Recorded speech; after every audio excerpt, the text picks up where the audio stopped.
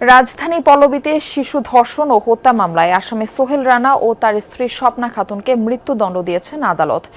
রায় ঘোষণায় বিচারক বলেন, আসামিদের যথাযথ শাস্তি না দিলে আদালত ব্যর্থ হবে। আসামিদের অপরাধ সংশোধনযোগ্য নয় বলেও জানান আদালত।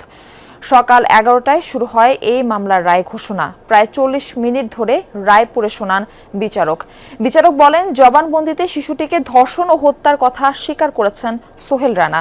তাকে পালাতে সহযোগিতা করে স্ত্রী স্বপ্না খাতুন। আসামির দোষ স্বীকারোক্তির পর তা প্রত্যাহারের আবেদন করা হয়নি। তাদের নির্যাতন করে স্বীকারোক্তি নেওয়া হয়নি বলেও জানান বিচারক। স্বপ্না ও সোহেল একই অপরাধী। ফাঁসির আদেশের পাশাপাশি সোহেলকে 5 লাখ ও স্ত্রী স্বপ্নাকে 2 লাখ টাকা জরিমানা করা হয়েছে। চাঞ্চল্যকর এই হত্যা মামলার রায় ঘিরে কঠোর নিরাপত্তা গ্রহণ করা হয় আদালত প্রাঙ্গণে।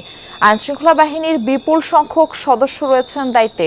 দেশের ইতিহাসে প্রথম কোনো ধর্ষণ ও হত্যা মামলার বিচার কাজ 4 দিনে শেষ হলো। আলোচিত এই মামলায় সাক্ষ্য দিয়েছেন 16 জন।